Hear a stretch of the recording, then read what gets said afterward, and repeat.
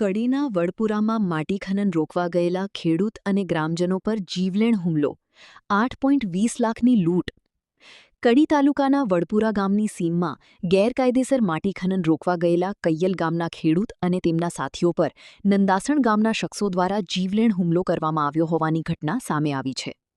આરોપીઓએ ફરિયાદીની ગાડી આંતરી મારામારી કરીને તેમની અને તેમના સાથીની સોનાની કંઠીઓ મળી કુલ ₹8,20,000ની લૂંટ ચલાવી હોવાની ફરિયાદ નંદાસણ પોલીસ સ્ટેશનમાં નોંધાઈ છે. ફરિયાદી અજીતભાઈ પટેલે નોંધાવેલી ફરિયાદ મુજબ ગત 4 જૂન 2026ના રોજ વડપુરા ગામના માજી સરપંચ કનુભાઈ પટેલે તેમને જાણ કરી હતી કે એમબી ફેક્ટરીની પાછળ આવેલા ગોચરમાં રાત્રિના સમયે જેસીબી અને ડમ્ફરો દ્વારા ગેરકાયદેસર રીતે માટીનું ખોદકામ કરવામાં આવી રહ્યું છે. રાત્રિના સમયે અજીતભાઈ, કનુભાઈ પટેલ, સંદીપભાઈ પટેલ અને અન્ય ગ્રામજનો ઘટના સ્થળે પહોંચ્યા હતા. ત્યાં જેસીબી અને ડમ્ફરો ચાલુ હતા. ગ્રામજનોને જોઈને ડ્રાઈવરો ભાગવા લાગ્યા હતા. ફરિયાદીએ એક ડ્રાઈવરને રોકીને પૂછપરછ કરવા માટે તેને પોતાની ગાડીમાં બેસાડીને નીકળ્યા હતા. જ્યારે તેઓ એમબી ફેક્ટરી નજીક પહોંચ્યા ત્યારે ઇનોવા અને સ્કોર્પિયો ગાડીમાં આવેલા અંદાજે 15થી 20 જેટલા શખ્સોએ ફરિયાદીની ગાડી રોકાવી હતી. આરોપીઓના હાથમાં છરીઓ અને ધોકા જેવા ઘાતક હથિયારો હતા. આરોપીએ એક છરાના હાથા વડે ફરિયાદીની છાતીમાં ફટકા માર્યા હતા.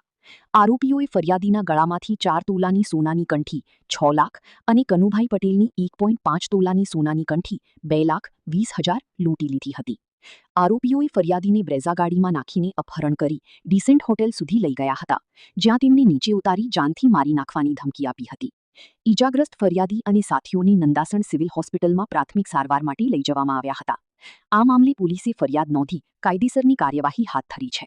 મારું નામ પટેલ અજીતભાઈ શંભુભાઈ, પૂર્વ પ્રમુખ તાલુકા પંચાયત કડી. બનાવ એ બન્યો હતો કે જ્યારે અમારા વડપુરા ગામની ગોચર જમીનમાં માટીનું ખનન થતું હતું, જ્યારે વડપુરા ગામના પૂર્વ સરપંચ કનુભાઈ જે મને કીધું કે અજીતભાઈ તમે જોડે આવો તો આપણે જઈને માટી ખનન ન રોકીએ.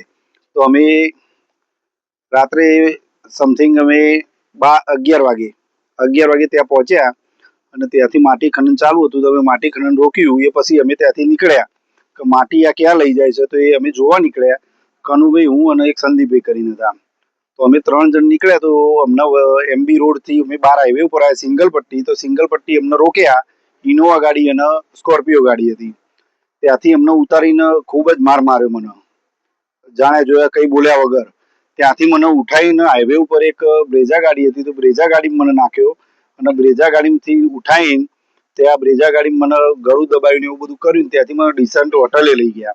ડિસન્ટ હોટલે લઈ જઈને પછી મને ત્યાં ઉતાર્યો અને ત્યાંથી ત્યાં પણ મને બહુ વધારે પડતો માર્યો. અને ત્યાંથી અમે ગમે તે કરીને ત્યાંથી છૂટીને અમે ગાડી લઈને સીધા પોલીસ સ્ટેશનમાં આવી ગયા. બનાવ શું હતો? એટલે બનાવ માટી ખનનનો હતો, જે અમે રોકવા ગયા હતા. અમે ખાલી પૂછતા હતા કે ભાઈ આ માટી તમે અમારા ગોચરમાંથી કેમ ઉઠાવો છો? તો એમને દાદાગીરી કરીને માર્યા. અને સમયથી ચાલી રહ્યું હતું ખનન?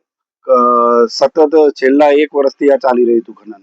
ઉપર કઈ રજૂઆત કરી હોય કે ઉપર ઘણી બધી વખત રજૂઆતો કરી, છતાં કોઈ નિરાકરણ આવતું નતું. એટલે અમે સ્થાનિક ગામના લોકો જ અમે ગયા હતા. કનુભાઈને અમે મોખરે અમે બંને જણા હતા. તમારી માંગણી આગળની? અમારી આગળની માંગણી એવી છે કે આવા લુખ્ખા તત્વો અને આ નંદાસનના મુસલમાનો જ હતા અમને મારવા વાળા. અને આમનું જો પાકીટ ચોરોનું સરઘસ નીકળતું હોય તો માનનીય ગૃહમંત્રી સાહેબને મારું એવું નિવેદન છે કે આ લોકોનું એ સરઘસ નીકળવું જ જોઈએ. અન્યથા અમારા આજુબાજુના બધા ગામડાઓ આંદોલન ઉપર ઉતરી જવાની અમારી ચીમકી છે તમને.